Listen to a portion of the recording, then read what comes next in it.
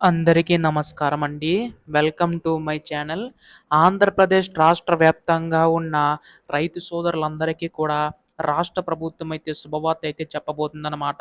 So, ప్రస్తుతం మనకి ఈ యొక్క అన్నదాత సుఖీవ పథకం సంబంధించి గాని చూసుకున్నట్లయితే రాష్ట్ర ప్రభుత్వం ఈ యొక్క నిధులనేవైతే విడుదల చేయడానికైతే సిద్ధమవుతుందండి. సో, ప్రస్తుతం దీనికి సంబంధించి గాను ఈ యొక్క రూ. 20,000 జమ చేస్తామని చెప్పేసి రాష్ట్ర ప్రభుత్వం ఎన్నికల టైంలో హామీ అయితే ఇవ్వడం అయితే జరిగింది గదా! సో, వాటన్నిట్లికి సంబంధించి గాను ఎప్పుడు జమ చేయబోతుంది రాష్ట్ర ప్రభుత్వం అని చెప్పేసి ఈ వీడియోలో పూర్తి సమాచారం తెలుసుకోవడానికైతే ప్రయత్నిద్దాం.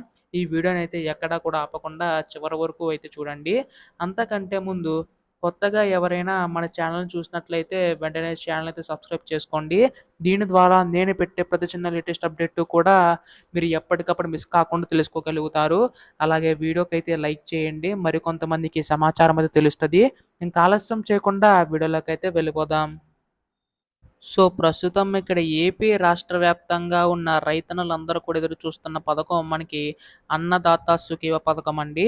ఈ యొక్క పథకం సంబంధించి గాని చూసుకున్నట్లయితే రాష్ట్ర వ్యాప్తంగా ఉన్న రైతు సోదరులందరికీ ఉపయోగపడేలాగా రాష్ట్ర ప్రభుత్వం అయితే రూ. 20,000 అనేవైతే జమ చేస్తామని చెప్పి ఎన్నికల టైంలో హామీ అయితే ఇవ్వడం అయితే జరిగింది కదా! సో, ప్రస్తుతం దానికి సంబంధించి గాను 14,000 ఏమో రాష్ట్ర ప్రభుత్వం తరపున, రూ. 6,000 ఏమో కేంద్ర ప్రభుత్వం తరపున అయితే వీళ్ళకి కానున్నాయండి.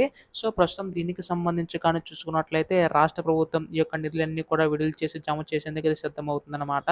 అయితే ఇక్కడ మనం ముఖ్యంగా చూసుకున్నట్లయితే 14,000 ఏమో రాష్ట్ర ప్రభుత్వం తరపున అయితే వీళ్ళకి కానున్నాయి కదా! సో, వాటికి సంబంధించి గాను మనకి ఇక్కడ రాష్ట్ర ప్రభుత్వం తరపున 3 విడతల్లో విడుదల చేయబోతుందండి.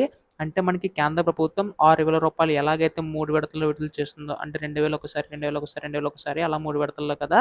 అలా మనకి 14,000 కూడా మనకి రాష్ట్ర ప్రభుత్వం 3 విడతల్లో విడుదల చేయడానికి అయితే సిద్ధమవుతుందనమాట. సో, ప్రస్తుతం దీనికి సంబంధించి గాను చూసుకున్నట్లయితే రాష్ట్ర ప్రభుత్వం ఈ యొక్క నిధులనేవైతే విడుదల చేయడానికి సిద్ధమవుతుందనమాట. త్వరలోనే తొలి విడత కింద రూ. 5,000 అనేవైతే విడుదల చేయబోతుంది. కాకపోతే ఈ కేవైసీ ఎవరికైతే నమోదై ఉంటుందో వారికి మాత్రం ఇచ్చే అవకాశం ఉందనమాట. సో, ఖచ్చితంగా ఈ కేవైసీ నమోదు చేయించుకోండి.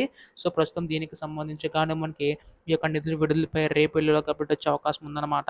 ఎప్పుడు దీనిపై ఎటువంటి లేటెస్ట్ అప్డేట్ వచ్చినా మీరు ముందుగా తెలుసుకోవాలనుకుంటే వెంటనే ఛానల్ అయితే సబ్స్క్రైబ్ చేసుకోండి. ధన్యవాదములు. జై హింద్.